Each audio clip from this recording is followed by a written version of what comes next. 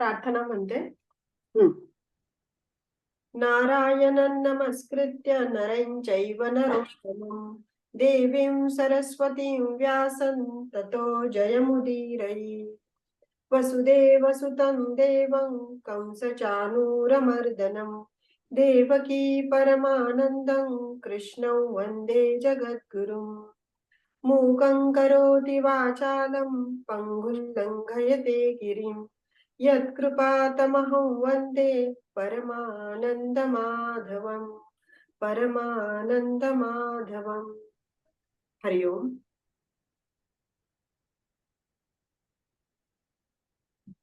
हरिओम.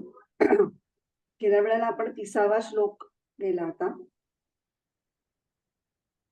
तेव्हा आपण आता 30वा श्लोक म्हणू, त्याचा फक्त अन्वयार्थ वाचू आणि मग 31 पासून सुरुवात करू.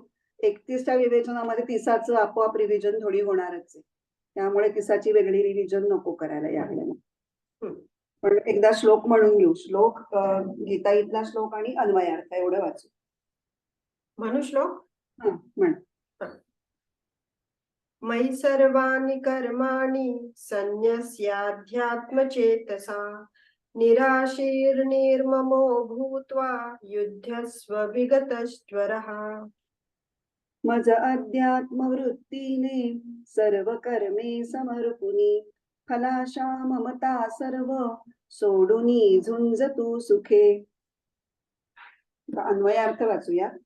मयी सर्वाणी कर्माणी संन्यस्य, माझ्या ठाई सर्व कर्मे समर्पित करून अध्यात्मचेतसा, अध्यात्मनिष्ठ चित्त ठेवून निराशीही निर्ममहा भूत्वा, निरासक्त आणि ममत्व रहित होऊन विगत ज्वरहा युध्यस्व, विकार ज्वर रहित होऊन युद्ध कर. ह्या अन्वयात थोडासा बदल केला आणि वर भूतवाच्या अलीकडे विगत ज्वर हा शब्द जरी तिथे घातला तरी चालेल. म्हणजे निराशीही निर्ममहा विगत ज्वर हा भूतवा युध्यस्व असं सुद्धा चालणार आहे. आपण बघतोय की हा जो विभाग सुरू आहे, कर्म समर्पण आणि श्रद्धा, हा छोटा विभाग आहे. 30, 31, 32 अशा 3 श्लोकांनी मिळून हा बनतो. त्याच्यातला पहिला आणि अत्यंत महत्वाचा श्लोक आपण बघितलेला आहे, 30वा. त्याच्यामध्ये सगळा कर्मयोग त्यांनी त्याचं सार घेतलेले, कर्मयोगातली सगळी प्रिन्सिपल्स त्याच्यामध्ये इन्क्लूड केलेली आहे. आता इथे आपण पुढे 31वा श्लोक वाचूया.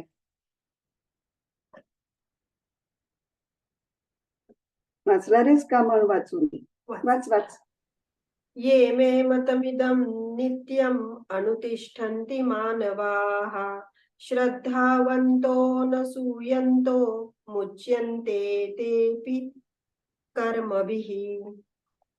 माझे शासन हे नित्य जे निर्मत्सर पाळिती, श्रद्धेने नेणते तेही तोडिती कर्मबंधने.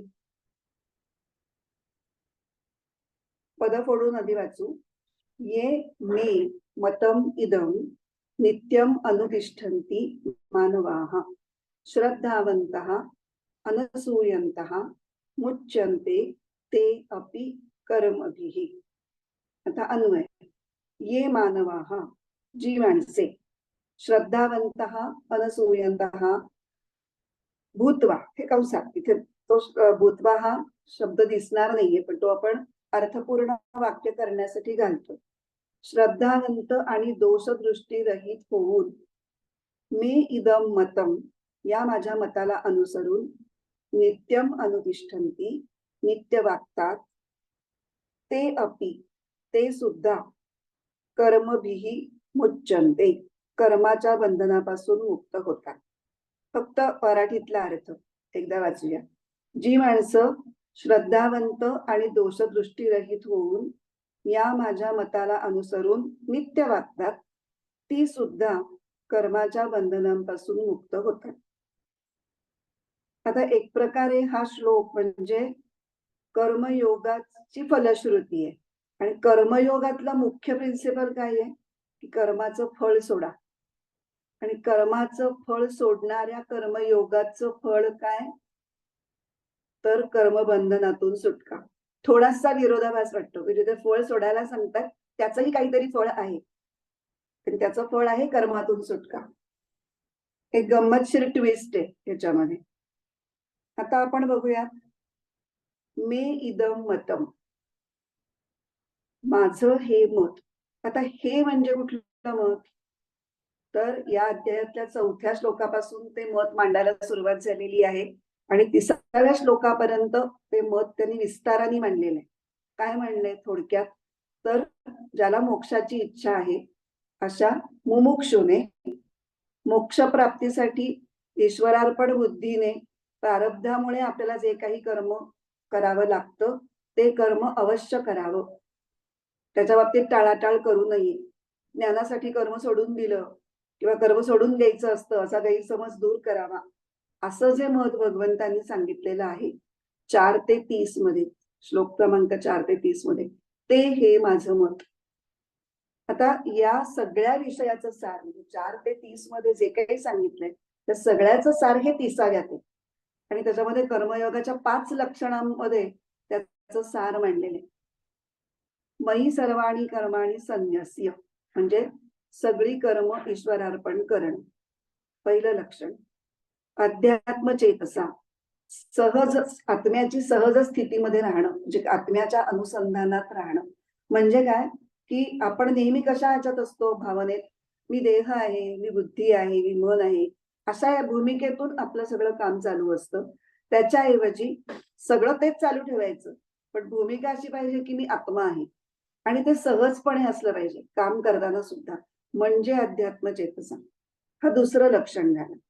आणि निराशीही, आशारहित, म्हणजे भविष्यातल्या कल्पनांमध्ये न गुंतता, भविष्याचं सारखा वेध न ठेवता. चौथं निर्ममः, म्हणजे वर्तमान काळामध्ये ज्या काही गोष्टी आपल्याला मिळालेल्या आहेत, जे काही सुख, विशेषतः चांगल्या गोष्टी मिळालेल्या आहेत, त्यांच्या बाबतीत आपण खूप पॉझिटिव्ह होतो आणि ते सतत ते सुख चालू राहिलं पाहिजे किंवा ते वाढलं पाहिजे असं आपण धडपडत असतो. त्या हातातल्या चांगल्या गोष्टीच्या घट्ट पकडून ठेवण्यासाठी, आपल्या हातातून निसटू नये, हे सुखामध्ये कुठल्याही गोष्टीने बाधा येऊ नये, अशी आपली एक कधी कधी तर धडपड केविलवाणी होते की ती कुठलीही गोष्ट ही आजची उद्या संपणारच आहे, पण हे न समजल्यामुळे आपण ते आटापिटा करून करून करून ते धरून ठेवायचा प्रयत्न करत असतो. म्हणून निर्ममः.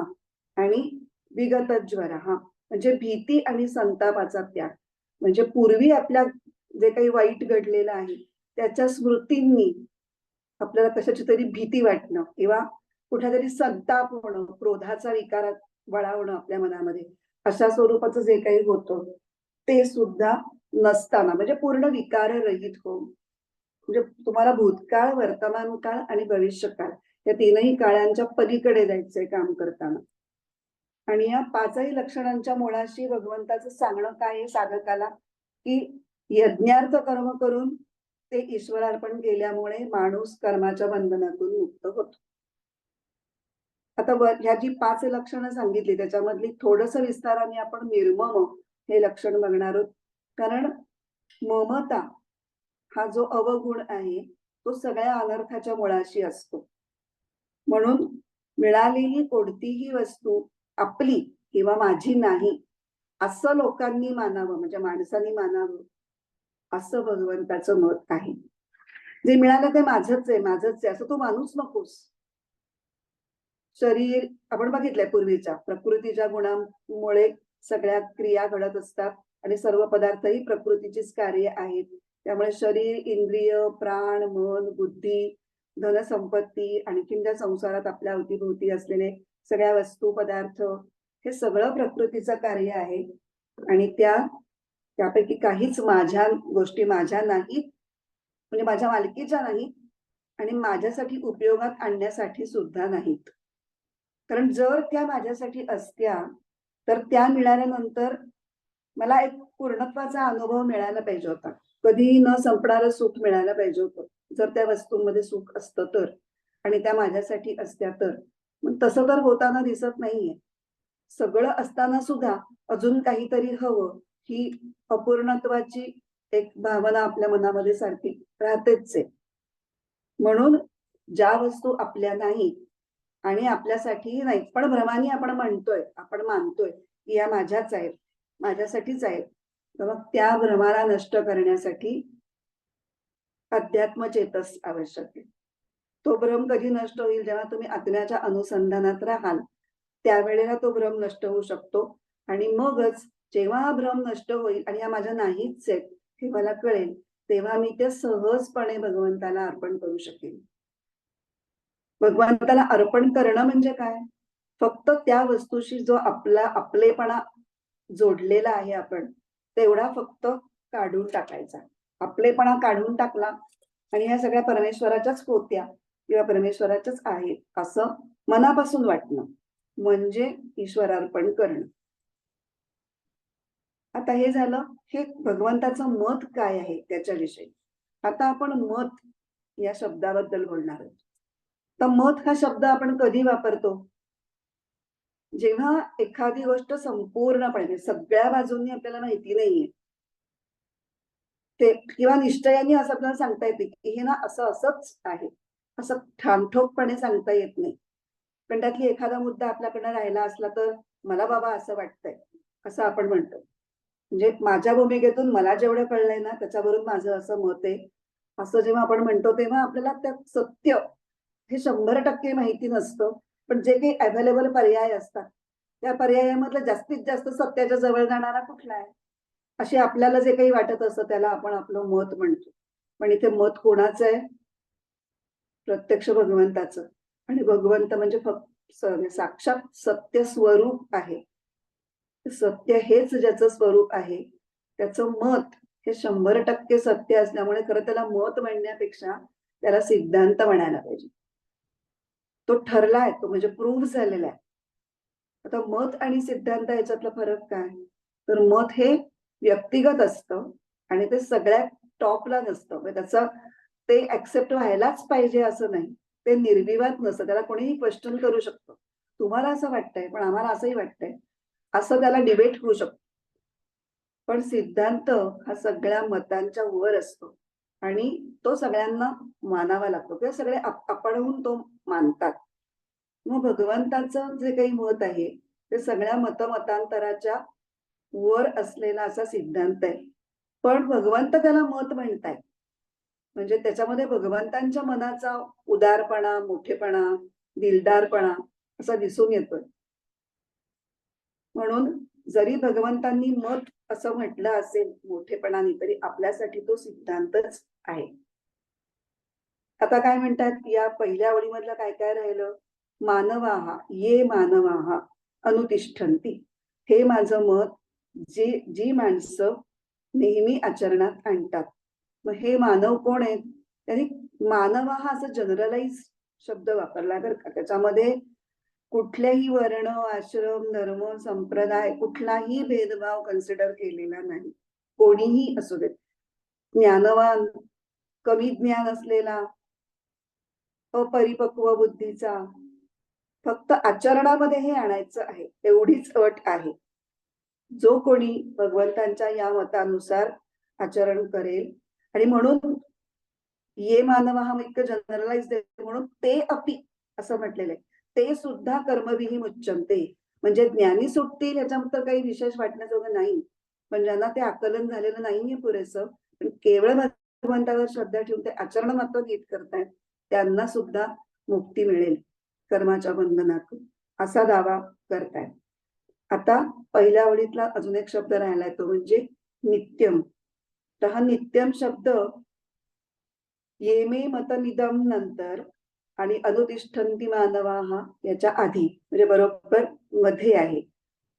त्यामुळे तो दोन्हीकडेही घेतला जाऊ शकतो. जर म्हणजे ये मे मतमिदम च्या नंतर नित्यम आहे म्हणून त्याचा जर जवळ घेतला तर त्याचा काय अर्थ निघतो की हे मत नित्य आहे आणि त्यामुळे हे मत नसून हे सिद्धांत आहे असं सूचित करणारा तो शब्द आहे. आणि भगवंत हे स्वतः नित्य आणि सत्य असल्यामुळे त्यांचं मत हे नित्य सत्य असणारच, याच्याबद्दल काही वाद असण्याचं काही कारणच नाही. पहिल्या बाजूला जोडून झालं. आता पुढे अनुतिष्ठन्तीला जर त्याचा आपण अन्वय घेतला तर तो अधिकच चांगला अर्थ होतो. म्हणजे जे लोक श्रद्धेने त्याचं नित्य आचरण करतात. नित्य आचरण करणं ही गोष्ट फार महत्वाची आहे. कारण जरी श्रद्धेचे सुद्धा वेगळे वेगळे प्रकार असतात. म्हणजे काही श्रद्धा अत्यंत दृढ असतात, काही थोड्या लेचापेचा असतात. सुरुवातीला माणूस करतो, श्रद्धेने सुरुवात करतो, पण मग त्याची अपेक्षा असते की आता होईल, आता होईल, आता होईल. कारण तो सारखा फळाकडे नजर ठेवून बसलेला असतो. आणि जर त्याच्या अपेक्षेच्या टप्प्यात यश मिळालं नाही तर त्याची श्रद्धा डळमळीत होते. ती खरी श्रद्धा नाहीच, ती डळमळीत होते. पुरेसा पेशन्स म्हणून साईबाबांनी त्याला सबुरीची पण एक जोड दिलेली आहे. श्रद्धा और सबुरी.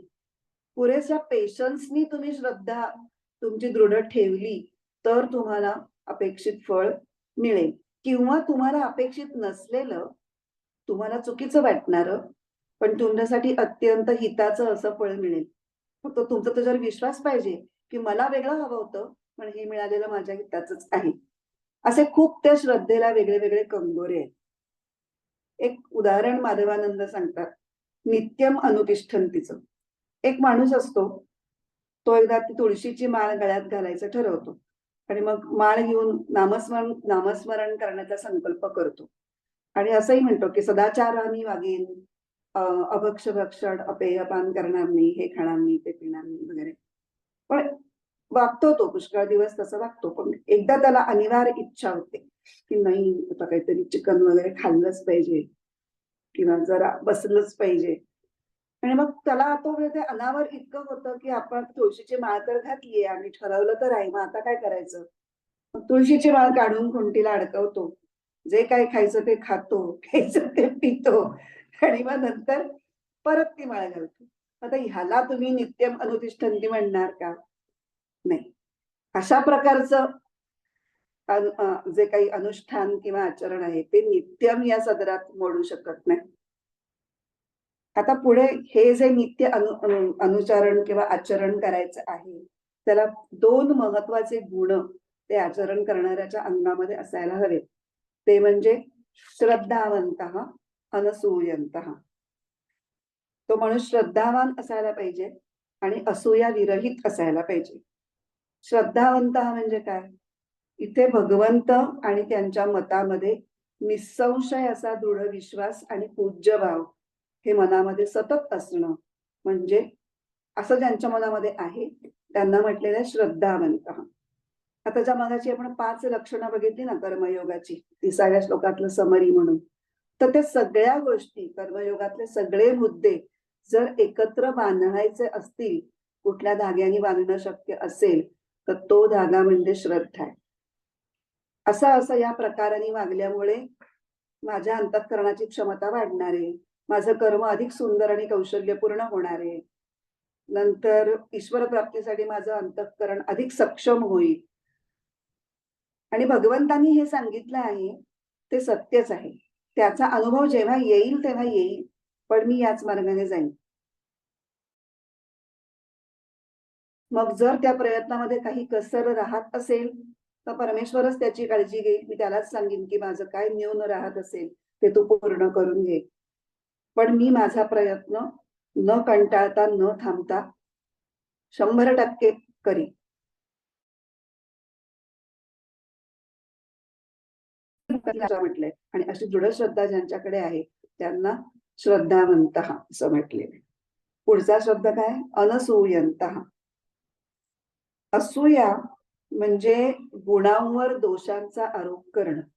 म्हणजे काय की एखादी गोष्ट निर्विवाद चांगली आहे, मलाही माहितीये त्याची गुणवत्ता लावता आणणं शक्य नाही, पण मी ते करण्याला अनुकूल नाहीये. फॉर व्हॉट एव्हर रिझन मला ते टाळायची इच्छा आहे. असं जेव्हा असतं तेव्हा मी मग काय करते, त्या गुणात काहीतरी खोड काढण्याचा प्रयत्न करते. काहीतरी जे मला सापडेल ते. त्याला म्हणतात काकदृष्टी. काकदृष्टीने त्याच्याकडे बघायचं आणि काही सापडतंय का असं बघायचं. हा मग तो असा असा दोष आहे ना म्हणून म्हणून मी ते करणार नाही. ते सबब शोधणं. तर ह्याला म्हणतात गुणातच खोड कशी काढता येईल या बुद्धीने त्याच्याकडे बघणं गुणाकडे, याला म्हणतात असूया. आणि जी असूया ही असूया ज्यांच्याकडे नाही ते अनसूयन्तः. आता ही असूया कशी व्यक्त होते, कशी दिसते? तर काही जण म्हणतात किंवा भगवंतांचं मत तर उत्तम आहे, पण भगवंत किती आत्मस्तुतीने आणि आत्मप्रौढीने बोलतायत ना. सगळी कर्म मलाच अर्पण कर, मीच महान, म्हणजे मलाच स्वामी माना, असंच ते अगदी स्वतःच्या तोंडानेच सांगतायत. असं भगवंतांच्या बद्दलही वाटतं काही लोकांना. तर हे झाली भगवंतांबद्दलची दोषदृष्टी. आणि दुसरे म्हणतात की मत तर चांगलं आहे, पण कर्माद्वारे आत्मप्राप्ती कशी काय होणार? कर्म तर जड आहेत ना, कर्माने बंधन पडतं. मग हे काहीतरी कॉन्ट्राडिक्शन नाही का वाटत आहे? कर्म करूनही तुम्ही कर्मापासून सुटाल वगैरे. तुम्ही शंका घेताय त्याच्याविषयी. तर मग हे भगवंतांच्या मताच्या बाबतीत दोषदृष्टी किंवा असूया दाखवणं झालं. आता साधकांनी भगवंत आणि त्यांचं मत या दोघांच्या विषयीही पूर्णपणे निसंशय असलं पाहिजे आणि त्याच्यामध्ये कुठल्याही प्रकारची दोषदृष्टी ठेवता कामा नये. आता भगवंत सांगतायत की मला सगळी कर्म अर्पण करा. तर भगवंताला कशाचीच गरज नाहीये खरं म्हणजे. त्याला तुम्ही जे काय अर्पण करणार त्याचं ते काय करणार आहे? पण वास्तविक जर पाहिलं तर सगळं काही भगवंताचंच होतं, भगवंताचंच आहे. पण मनुष्य अज्ञानाने भगवंताच्या गोष्टी स्वतःच्या समजतोय आणि त्यामुळे त्याच्या मनात ममता, कामना इत्यादी विकार उत्पन्न होत आहे. त्यामुळे तो सारखा दुःख भोगतो आहे. त्याचं हे दुःख संपावं, त्या ममतेच्या पाशातून त्यांनी मोकळं व्हावं, म्हणून त्यांनी त्याचा आपलेपणाचा जो त्याग करावा, तर त्याचा उद्धार होईल. या कळकळीने आणि तो कायमचा सुखी होईल. ह्या कळकळीने भगवंत त्याला हे सांगतायत की जे काही आहे ते सगळं मला अर्पण कर. म्हणजे हे तसं बघायला गेलं तर भगवंतांची आत्मप्रौढी नसून तो त्यांचं कारुण्य आहे. भक्तांबद्दलची किंवा साधकांबद्दलची, मानवांबद्दलची कळकळ, वात्सल्य या गोष्टी दिसतात. कारण ते पूर्ण आहेत ना, पूर्ण पुरुष आहेत. त्यांच्यामध्ये कुठलीही उणीव नाहीये, कुठलीही कमतरता नाहीये. मग तुमच्याकडच्या गोष्टी घेऊन त्यांना काय त्याच्यात काही पूर्णता प्राप्त करायची आहे? मनुष्याच्या कल्याणासाठी, मनुष्याच्या उद्धारासाठी संपूर्ण कर्मांना मला अर्पण कर असं ते सांगतायत. तेव्हा त्याच्याविषयी दोषदृष्टी असणं हे अगदीच चूक आहे. आता पुढे काय राहिलं? श्रद्धावंत अनसूयंत मुच्यन्ते ते अपि कर्मभिः. तेही कर्मापासून सुटतात. तर कर्मापासून सुटका म्हणजे नैष्कर्म्य अवस्था. आपण दुसऱ्या अध्यायामध्ये बघितली होती नैष्कर्म्य अवस्था. ही फक्त कर्मरहित अवस्था असते का? नाही. ती विचाररहित अवस्था असते, इच्छारहित अवस्था असते. आणि हा पण आज आता मी बोलणार आहे ते आपण याच्यापूर्वी 2-3दा बोललोय. पण हा मुद्दा महत्वाचा आहे आणि तो पुन्हा पुन्हा ऐकून आपल्या मनात तो दृढ होऊ शकेल की कर्म म्हणजे दुसरं तिसरं काही नसून विषयांच्या क्षेत्रामध्ये विचारांचं प्रकटीकरण आहे. विचार कर्माच्या रूपाने अभिव्यक्त होतात आणि विचारांच्या मुळाशी असतात इच्छा आणि इच्छांच्या मुळाशी असतं स्वरूपाचं अज्ञान. स्वरूप परिपूर्ण आहे, पण स्वरूपाचं अज्ञान असल्यामुळे अपूर्णता जाणवते. मग ती अपूर्णता पूर्ण करण्यासाठी काहीतरी इच्छा होते. मग ती इच्छा कशी म्हणजे पूर्ण करता येईल ह्याचा विचार होतो आणि मग तो विचार कृतीत उतरून प्रत्यक्ष ती वस्तू मिळवण्याचा प्रयत्न होतो. अशी ती सगळी साखळी आहे. त्यामुळे कर्मापासूनची मुक्ती म्हणजे अज्ञानाच्या अतीत अवस्था असं लक्षात घ्यायचं. म्हणजे जणू काही आत्मसाक्षात्काराच्या अवस्थेबद्दलच बोलतायत इथे. कर्मभिः मुच्यन्ते म्हणजे. मग आता असं वाटेल की फक्त कर्मानी ही सर्वोच्च नैष्कर्म्य अवस्था कशी काय प्राप्त करता येईल? पण नाही येणार. खरी गोष्ट आहे. फक्त कर्मानी ते नाही होऊ शकणार. पण का नाही होऊ शकणार? त्याला एक उदाहरण चिन्मयानंदांनी दिलेलं आहे. संसद भवनाचा रस्ता म्हणजे काही संसद नाही. पण त्याचबरोबर हेही लक्षात घ्यायला पाहिजे की संसद भवनाच्या रस्त्यावर एकदा पोहोचल्यानंतर संसद भवनला तुम्ही पोहोचणारच आहात. इथून फार काळ तुम्ही दूर नाही राहणार. या अँगलनी कर्मयोगाची वाखाणणी केलेली आहे की तो मार्ग शेवटी ध्येयाकडे नेतोच नेतो. कर्मयोगाच्या प्रत्येकाला किती वेळ लागेल हे याच्या त्याच्या तयारीवर अवलंबून असेल, पण त्याला रस्ता तर योग्य मिळालेला आहे कर्मयोगाच्या रस्त्याने गेला तर निष्कर्म्य अवस्थेला म्हणजे आत्मज्ञानाच्या अवस्थेला तुम्ही पोहोचणारच. कारण इच्छारहित कर्म केल्यामुळे प्रत्येकजण आपल्या वासनांचा क्षय करतो. वासनांचा क्षय झाल्यानंतर अंतःकरण शुद्ध होतं. अंतःकरण शुद्ध झालं की ध्यान चांगलं साधतं आणि ध्यान चांगलं साधलं की आत्म्याची प्रचिती आपल्याच अंतरंगात येते. जी बुद्धीची सूक्ष्मता लागते आणि शुद्धता लागते ती कर्मयोग करण्याचं ती शुद्धी करण्याचं काम हे कर्मयोग करत असतो. त्यामुळे कर्मयोग हा आत्मज्ञानाकडे पोहोचवणारा आहे. आता इथे काय ते अपी, आता हे सगळं तत्वज्ञान ज्यांना कळलंय आणि हे तत्वज्ञान कळून जे कर्मयोगाचं आचरण करतायत त्यांचं तर त्यांच्याविषयी तर काही बोलायचीच गरज नाही. ते नक्कीच पोचतील आणि ते खूप लवकरही झपाट्याने पोचतील आपल्या गंतव्यस्थानात. पण ज्यांना ही तत्व फार नीट कळली आहेत असं नाही, पण ती भगवानांनी सांगितलेली आहेत त्यामुळे ते माझ्या कल्याणातच असणार या श्रद्धेनं निर्दोष दृष्टी ठेवून कुठल्याही प्रकारचा किंतु संशय शंका मनामध्ये न आणता जे आचरण करतायत कर्मयोगाचं फक्त श्रद्धेने, थोडे त्यांच्या मनामध्ये म्हणजे त्यांना पूर्ण आकलन 100% झालंय असं नाही म्हणता येणार, पण तरीही ते सुद्धा ते अपि कर्मबंधी कर्मभिही मुच्यन्ते. इथं साखरेचं स्वरूप आणि त्याचा रासायनिक फॉर्म्युला माहिती असलेला आणि माहिती नसलेला दोघांनाही साखर गोडच लागणार आहे. साखर गोड आहे. तसाच कर्मयोगाच्या आचरणाचा परिणाम आहे. कर्मयोगाची तत्व एखाद्याला कळलेली असतील एखाद्याला कळलेली नसतील, न कळूनही जरी श्रद्धेने आचरणात आणली तरी इफेक्ट तोच होणार आहे. कसं होतं की जेव्हा एखादी अवघड गोष्ट आपल्याला बुद्धीला पेलत नाही तेव्हा आपण हळूहळू असं मनातल्या मनात काहीतरी प्रतिकूलता आपल्या मनामध्ये त्या गोष्टीविषयी निर्माण होते. कारण कर्मयोगाचे तत्व ऐकायला खूप छान वाटतात, जसे आपल्या युद्धाच्या गोष्टी ऐकायला छान वाटतात, सगळे आपण समोर असू, पण जो प्रत्यक्ष युद्ध करतो त्याला माहिती असतं की त्याच्यामध्ये किती अवघडपणा आहे.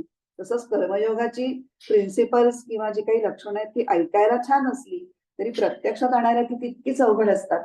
कारण माझेपणा मीपणा माझेपणा आपला मोठेपणा मिरवणं त्याची आपल्याला इतकी सवय झालेली असते. आपल्या वस्तूंबद्दलची मालकी आपल्याला मिळणारा मान सन्मान त्या सगळ्याची आपल्याला इतकी ओढ असते मनापासून की कुठेतरी आपल्याला ते पचत नसतं. म्हणजे काय हे सगळं मीच तर करते पण तरी मी केलं नाही असं कसं म्हणायचं, दुसऱ्या कुणाला क्रेडिट कसं द्यायचं. मग ते भगवंताला तरी सुद्धा आपल्याला सुटत नाही. हातून ते क्रेडिट ते माझं आहे, मी केलेलं आहे, मी इतकी वर्ष खपलीये तेव्हा कुठे हा आजचा दिवस दिसतोय. हे सगळं आपल्या डोक्यामध्ये इतकं घट्ट असतं. मग एवढं सगळं मी केलं नाही तर कोणी केलं.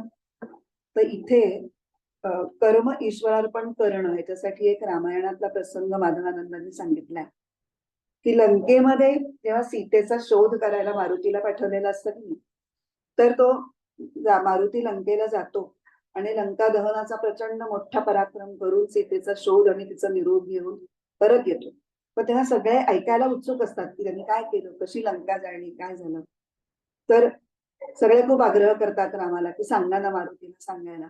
मग राम मारुतीला सांगतो की हनुमंता तू कशी काय लंका जाळली जरा आम्हाला सगळ्यांना नीट वर्णन करून सांग बरं. तर हनुमंत म्हणतो प्रभू खरं म्हणजे मी लंका जाळलीच नाही. सगळे अवाक होऊन बघायला लागतात, लंका जाळलीच नाही. मग पुढे हनुमंत म्हणतो की मी लंका जाळली नाही, तुम्ही माझ्याकडून लंका जाळवली. म्हणजे एवढा मोठा पराक्रम करून आल्यानंतर सुद्धा त्याचा, कारण तो हनुमंत हा दास्य भक्तीचा पुरस्कर्ता आहे ना, तो हनुमंत स्वतःला एवढा अर्पण केलेला आहे त्यांनी की जे काही घडतंय ते श्रीरामांनी माझ्याकडून घडवलेलं आहे हा भाव एवढा पराक्रम केल्यानंतरही त्याच्या मनात जागृत आहे. माधवानंद म्हणतात की लंकेपर्यंत पोचायला लंका जाळायला त्याला जेवढी शक्ती लागली असेल त्याच्यापेक्षा कित्येक पटींनी त्याची ही मानसिक ताकद त्याच्या या कृत्यातून किंवा त्याच्या या बोलण्यातून कळते की मी जाळलीच नाही, तुम्हीच माझ्याकडनं जाळवली. तर ही जी प्रचंड मनाची शक्ती लागते ताकद लागते ईश्वराला समर्पण करण्यासाठी, तर ती शक्ती ही भक्तीतून प्राप्त होते. आणि म्हणून कर्मयोगाला भक्तीची जोड द्यावी लागते. ज्याला समर्पण करायचं त्याच्याविषयी तुम्हाला प्रेम पाहिजे ना. आधी प्रेम असेल तर तुम्ही चटकन देऊ शकाल. एखाद्याला बळच द्यायचं असेल तर आपल्याला आतला पुष्कळ संघर्ष असतो. पण जेव्हा हसत हसत आपण देतो तेव्हा आपल्या नातीला आपल्याला घास द्यायचा असेल, आजी विचार करेल का? अजिबात विचार करत नाही, क्षणाचाही विचार करत नाही. त्या नातीने खाल्ल्यानंतरच पोट भरतं. तसं ती सहजता ही भक्तीतून उत्पन्न होते. म्हणून ठीक आहे, आता एवढ्या लेव्हलची समजा भक्ती श्रद्धा आपल्याला नाही जमली, सत्कर्माचं श्रेय ईश्वराला अर्पण करणं कदाचित प्रत्येकालाच जमेल असं नाही, पण निदान त्याला वैचारिक विरोध तरी करू नये. एवढी पातळी तरी आपल्याला गाठायला जमायलाच हवी. श्रद्धा आणि अंतःकरणाची प्रतिकूलता नसणं, या दोन गोष्टी, या दोन आवश्यकता पूर्ण झाल्याशिवाय कर्म समर्पण करणं हे जे कर्मयोगाचा सिद्धांत आहे तो आपल्याला अंमलात आणताच येणार नाही. आता ज्ञानेश्वरी आपण बघूया. ज्ञानेश्वरीमध्ये या श्लोकाविषयी काय सांगतात ज्ञानेश्वर. ओव्या आहेत 192 आणि 193.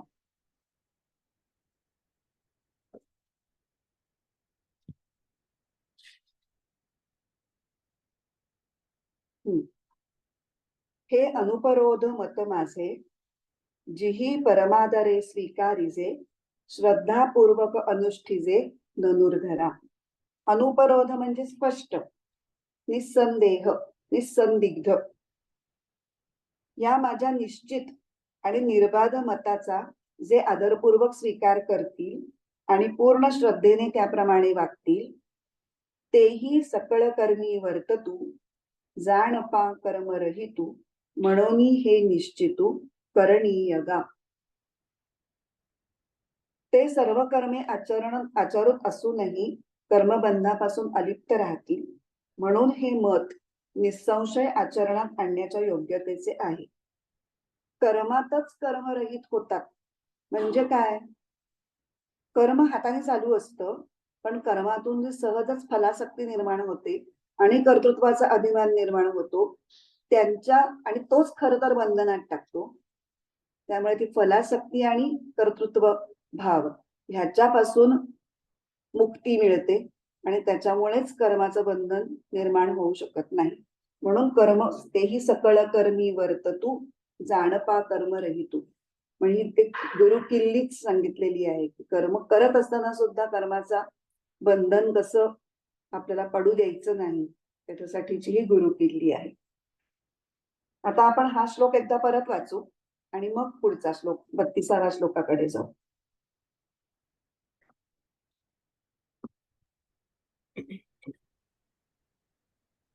वाचतेस? ये मे मतमिदं नित्यम् अनुतिष्ठन्ति मानवाः, श्रद्धावन्तो न सूयन्तो मुच्यन्ते तेऽपि कर्मभिः. माझे शासन हे नित्य, जे निर्मत्सर पाळिती, श्रद्धेने नेणते तेही, तोडिती कर्मबंधने. पुढचा. ये त्वेतदभ्यसूयन्तो नानुतिष्ठन्ति मे मतम्,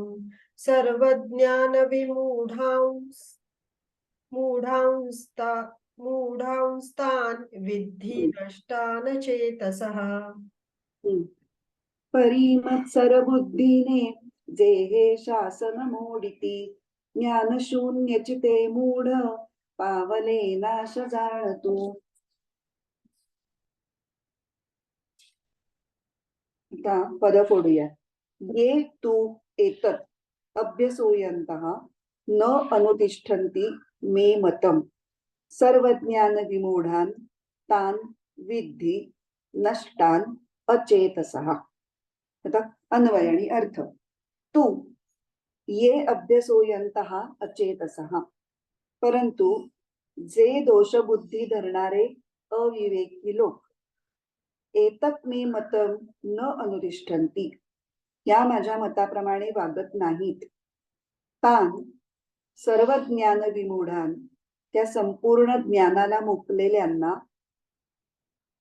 नष्टान विद्धी, तू कल्याण मार्गापासून भ्रष्ट झाले असे समज.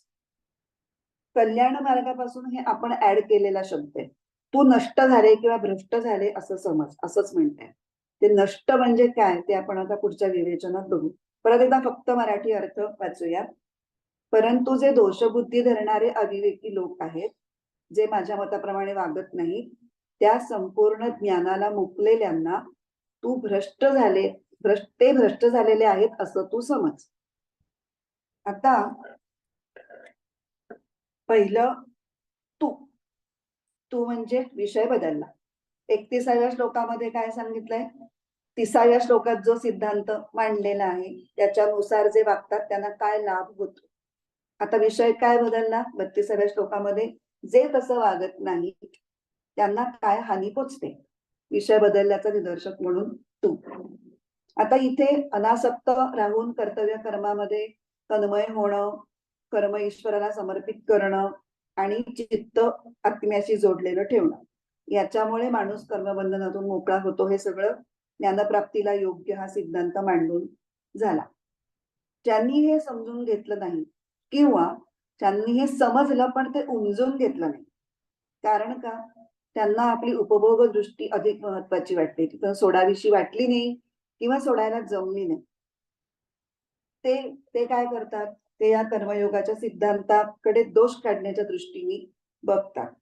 आपण मगाशी दोषाचे 2 प्रकार बघितले. तसेच एकतर भगवंताविषयीची दोषदृष्टी किंवा त्यांच्या मताविषयीची दोषदृष्टी. इथे काही ना काय वाटतं, त्याप्रमाणे संसारातला एखादा स्वार्थी माणूस सगळं मलाच पाहिजे, सगळं मलाच पाहिजे, सगळे पदार्थ मलाच हवेत असं म्हणतो. आपल्यालाच फक्त सगळा लाभ व्हावा अशी इच्छा करतो. तसंच भगवंतही करतात की सगळे कर्म मलाच अर्पण करा, मलाच स्वामी माना. अशा प्रकारे मानणं म्हणजे भगवंतावर दोषारोपण करणं. म्हणजे भगवंतांच्या विषयीची असूया आणि भगवंतांच्या मताविषयीची दोषदृष्टी. मगाशी एक प्रकार बघितला, आता दुसरा, की कामने वाचून संसाराचं कसं काय कार्य चालेल? संसार मुळात चालूच राहणार नाही आणि ममतेचा तर संपूर्ण त्याग होऊच शकत नाही. राग आणि द्वेष हे उपजतच असतात स्वभावामध्ये, मग ते सुद्धा कसे टाकता येतील? म्हणजे प्रत्येक जे करा म्हणून सांगितलंय ते कसं करणं जमणार नाही ह्याच्याविषयी विचार करणं.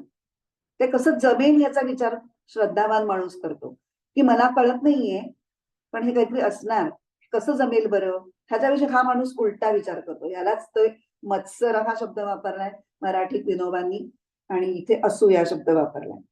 मग ज्याला अत्यंत भोग आणि संग्रहाची इच्छा ज्याची पराकोटीची आहे, तो शरीर, मन, बुद्धी आणि जे सगळं आपण मगाशी बघितलं प्रकृतीची कार्य, त्या सगळ्या पदार्थांना आपलं आणि आपल्यासाठी मानतो आणि सगळी कर्म ही आपल्या स्वतःच्या फायद्यासाठी करतो. तो भगवंतांच्या मतानुसार वागत नाही.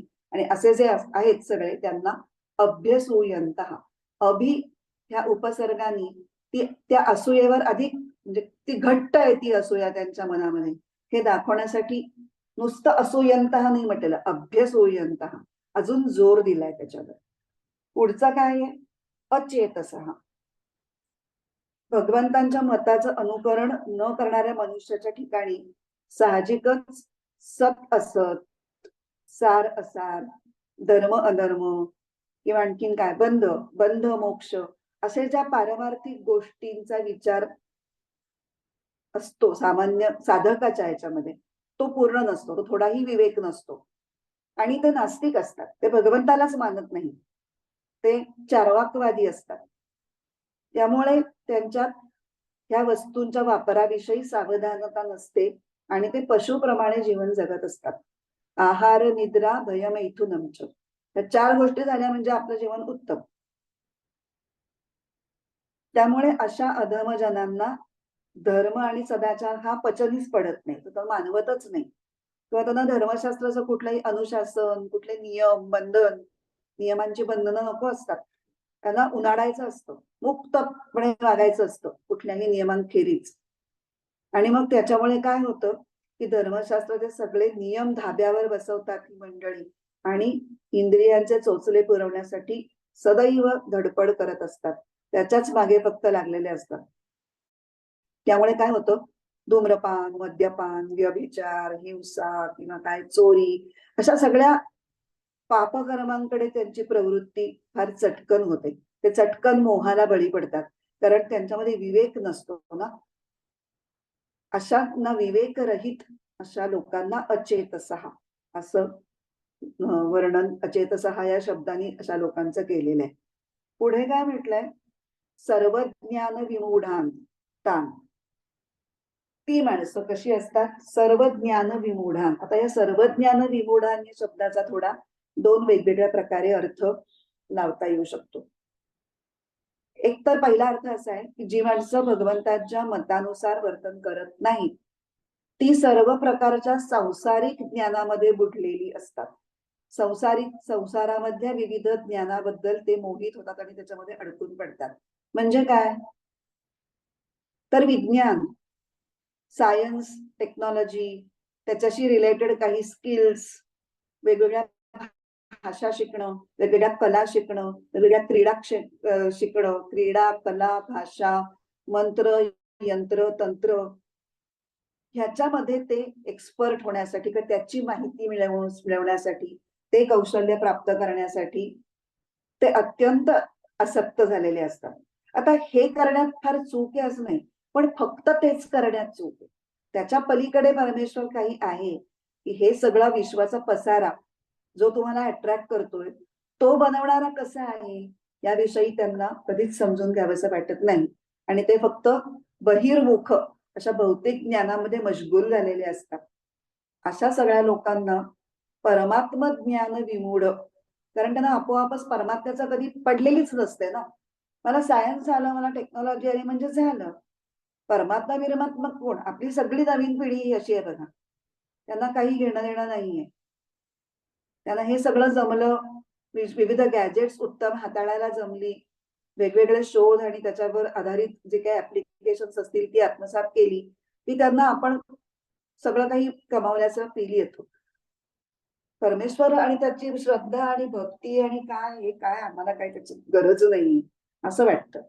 त्यामुळे त्यांची अशा लोकांची त्यांच्या आतली ज्ञानप्राप्तीची किंवा ईश्वर प्राप्त व्हायला पाहिजे, ईश्वराचं स्वरूप समजलं पाहिजे अशी ओढच त्यांच्यातली नष्ट झालेली असते.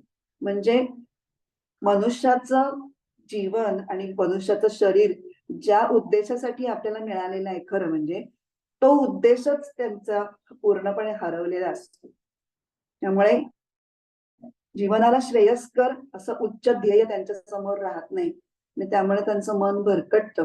ते सतत बिरबिर बिरबिर याच्या मागे त्याच्या मागे त्याच्या मागे असे फिरत राहतात, आणि ते नाही मिळालं तर त्यांना खूप पोकळी जाणवते.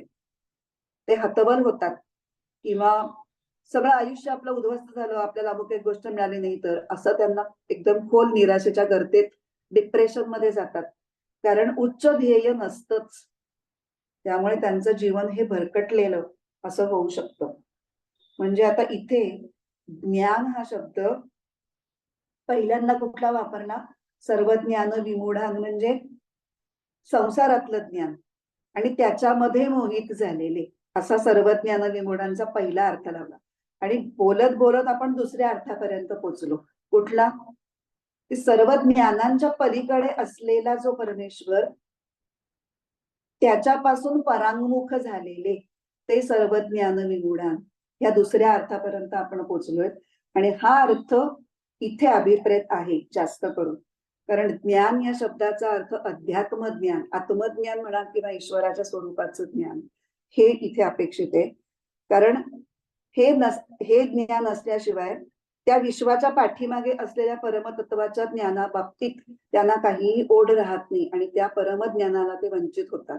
म्हणून, आणि तेच सगळ्यात मूळ ज्ञान आहे की सर्व अध्यात्म विद्या विद्यानाम, असं 10व्या अध्यायात म्हणतात पुढे परमेश्वर. विभूती योग जेव्हा सांगतात, सर्व विद्यांमध्ये अध्यात्म विद्या ही श्रेष्ठ आहे, कारण त्यामुळे माणसाचा अपूर्णता जी आहे मनातली ती थांबते आणि त्याला परिपूर्णतेचा शोध लागू शकतो, परिपूर्णतेची जाणीव होऊ शकते. अशी परिपूर्ण करणारी अशी एकच विद्या आहे, ती म्हणजे अध्यात्म विद्या. अर्थात सर्व ज्ञान ह्याच्यामध्ये ऐहिक आणि पारमार्थिक असं दोन्ही गोष्टींचं ज्ञान असा अर्थ मात्र घेता येणार नाही. कारण का? तर कर्मयोगाच्या धारणांनी कर्म जे करत नाही त्या व्यक्तींना पारमार्थिक ज्ञान होणार नाही हे आपल्याला समजलं, पटलं. पण मग त्यांना ऐहिक ज्ञानही होत नाही असं आपण म्हणू शकू का? नाही म्हणू शकणार. कारण ते वस्तुस्थितीला धरून नाही. म्हणजे अध्यात्म ज्ञानाला जरी त्यांचं अंतःकरण सुयोग्य नसलं, तेवढे सूक्ष्म जरी झालेलं नसलं, तरी ऐहिक ज्ञान ते घेऊ शकतात शिक्षणाच्या माध्यमातून. आपल्या सगळ्या पिढीला ते ज्ञान आहेच की. म्हणजे त्यांनी ते फार सुंदर उदाहरण दिलंय, की अशा लोकांची बुद्धी जर योग्य शिक्षण मिळत गेलं, तर त्यांना डार्विनचा क्रमविकासाचा सिद्धांत समजून घेऊ शकणार नाही असं नाही. तर तो त्यांना व्यवस्थित समजेल. म्हणजे माकडापासून माणूस कसा उत्क्रांत झाला, हे त्यांना व्यवस्थित कळेल. पण अध्यात्मज्ञानाने जे कळायला हवं, की माणसाचा देव कसा होईल, ही गोष्ट त्यांना कळणार नाही. आणि म्हणून त्यांना म्हटलंय सर्वज्ञान विमूढांतान, की ती गोष्ट आपल्या माणूस म्हणून आपलं जीवन उंचावण्यासाठी ती गोष्ट कळणं ही जास्त महत्वाची आहे. किंवा तितकीच महत्वाची आहे. जास्त कमी नाही. या दोन्ही तितक्याच महत्वाच्या. असं म्हणजे जसं आपण आता नवीन युगात राहतोय, तर नवीन याच्या युगामध्ये टेक्नॉलॉजी सुद्धा आपल्याला काही प्रमाणात वापरता नाही आली, तर आपल्याला अडचणी येतील. पण ते म्हणजे सारं सर्वस्व मानू नये, असं इथे सांगताय. मग आता हे जे लोक असतात, सर्वज्ञान विमूढान आणि ईश्वराची प्राप्ती करण्याची ज्यांना इच्छा राहिलेली नाही, ते कसे करतात ना, सगळी त्यांची कामं ही रागद्वेषपूर्वक होतात. खूप लो लेव्हलला होतात. म्हणजे मला हे आवडतं म्हणून मी करतो, की आवडतं म्हणून मी करत नाही. म्हणजे कायम ते शरीर, मन, बुद्धी या उपाधींशी तादात्म्य करून असतात. इच्छापूर्तीसाठी धावत असतात. माझं माझं करत असतात. मला सगळं मिळालं पाहिजे. सेल्फ सेंटर्ड असे ते वागतात. आणि त्यामुळे ते बंधनामध्ये पडून ते वारंवार मग त्यांच्या वासना अर्थातच वाढत जातात. म्हणजे आधीचं वासनांचं गाठोडं घेऊन आलेलं असतं. ते रीतं किंवा त्यातले काही संपतील ही आशाच नाही. उलट आणखीन आणखीन वासना वाढत जातात. आणि मग त्या चुकीच्या वासना असल्यामुळे मग ते नीच योनीमध्ये त्यांचा पुढे जन्म होऊ शकतो. काही नरकात जातात. अशा पद्धतीने त्यांची एकंदर आध्यात्मिक प्रवासामध्ये त्यांची खूप अधोगती होते. आणि म्हणून त्यांना नष्टान विद्धी, म्हणजे ते जणू काही नष्टच झालेले आहेत असं समज, असं भगवंत म्हणतायत. सर्वज्ञान विमूढान तान नष्टान विद्धी.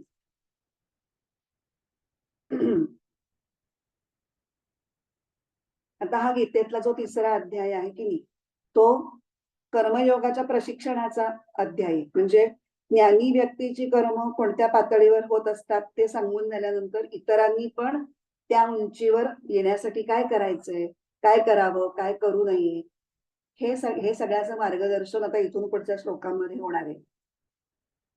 मग सिद्धांत सांगितल्यानंतर खरं तर सिद्धांत ऐकल्यानंतर तो आचरणात आणून पाहायला पाहिजे. नुसतं वाचून किंवा ऐकून आपल्याला जे ज्ञान होतं ते फक्त बुद्धीच्या पातळीवरती असतं. जेव्हा आपण त्या ज्ञानाचं ऍप्लिकेशन करायला लागतो, तेव्हा आपल्याला ते सिद्धांत कसे फायदेशीर आहेत हे खऱ्या अर्थाने कळायला लागते. आणि ते कळेपर्यंत तू त्यांचा श्रद्धेने स्वीकार कर, असं परमेश्वराला सांगायचंय. ते भगवंताला तेच सांगायचंय. सिद्धांत सांगितलाय, माझ्यावर विश्वास ठेव, कर. कर म्हणजे तुला कळेल की ते कसं बरोबर आहे.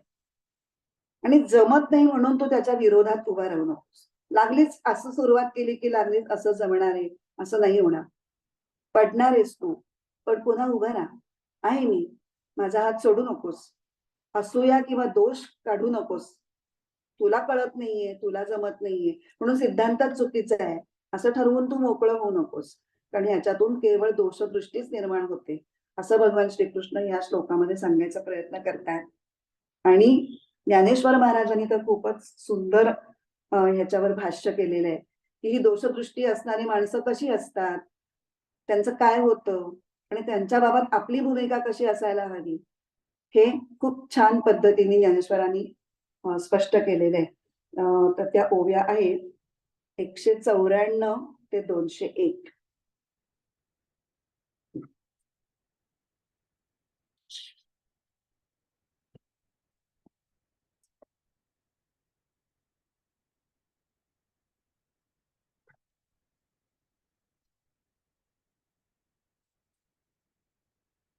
ना तरी प्रकृतिमंत होऊनी इंद्रिया लळा देऊनी जे हे माझे मत अवेरुनी ओसंडिती.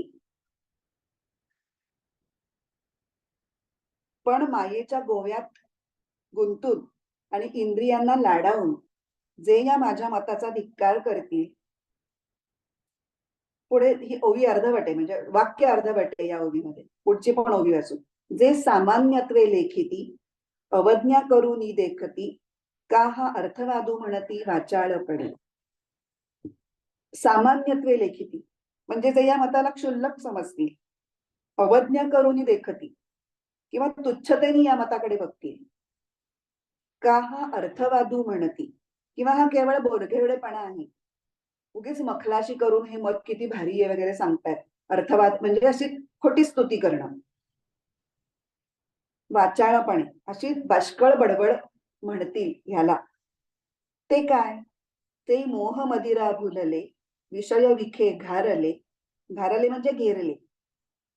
अज्ञान पंकी बुडाले निभ्रांत मानी. त्या सगळ्या लोकांना म्हणजे हे सगळे अभ्यसोयंत या कॅटेगरीतली जी मंडळी आहेत, अचेतसहा, त्यांचं काय आहे, ते कसे आहेत, ते मोहाच्या मद्यानी झिंगलेले आहेत. कारण ते चटकन मोहाला बळी पडतात, विषयांच्या विषानी घेरलेले आहेत. विषय विषारी आहेत हेच त्यांना माहिती नाहीये, त्यामुळे ते विषारी विषयांच्या मागेच ते धावत सुटलेले आणि अज्ञानाच्या चिखलात बुडालेले आहेत. कारण त्यांना ज्ञान नाहीये, काय करावं आणि काय करू नये आणि का. कारण अध्यात्म विद्येचं त्यांनी गुंडाळून ठेवलेली आहे ना, फक्त लौकिक विद्येच्याच मागे लागलेले आहेत ते. असं तू निशंक मान. पुढे आता उपमा देतात या लोकांच्या विषयी.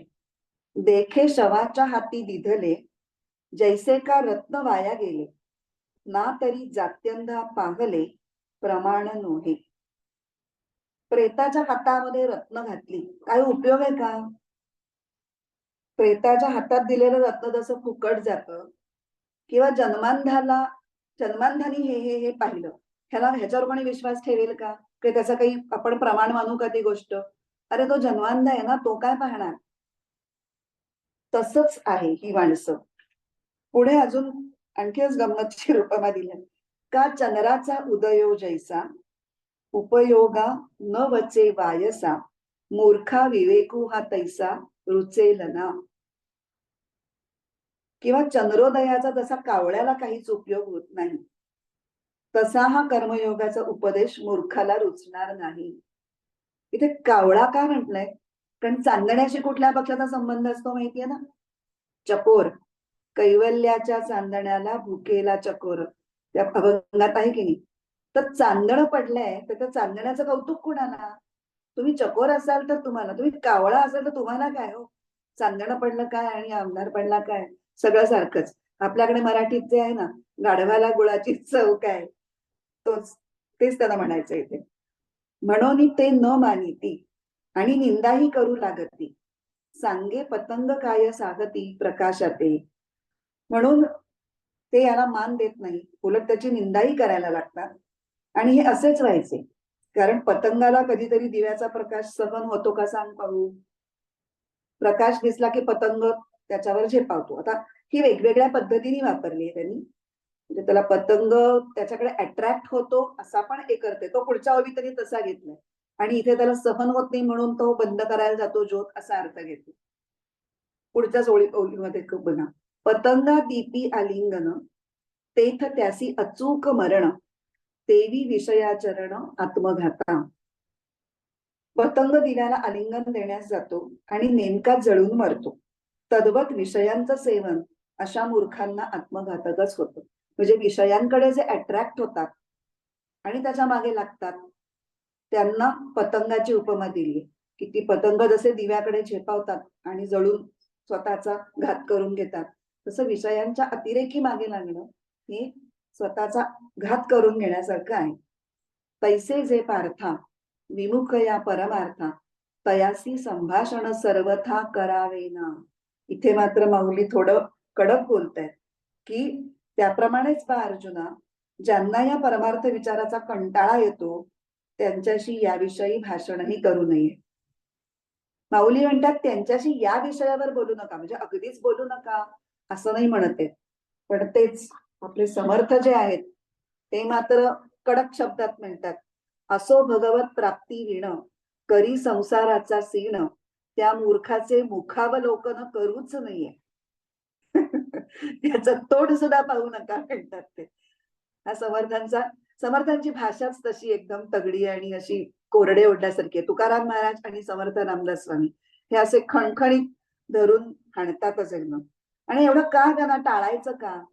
तर आपल्या डोक्यात ज्या श्रद्धा अजून फिक्स बसलेला नाही, पण आपण श्रद्धाळू होण्याचा प्रयत्न करतोय, तर आपला बुद्धिभेद होईल.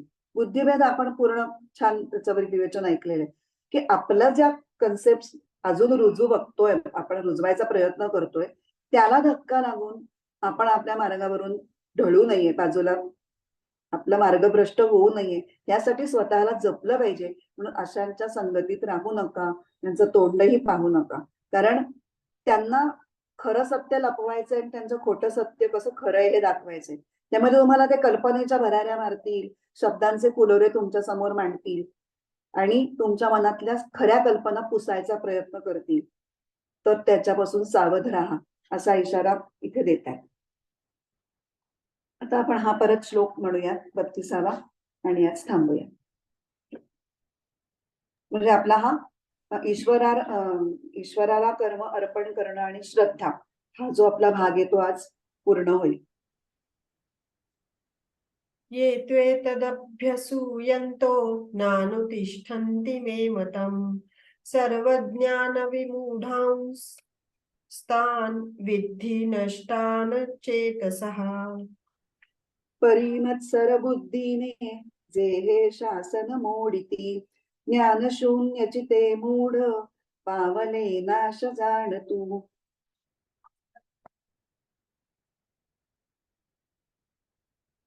म्हणूया आता प्रार्थना.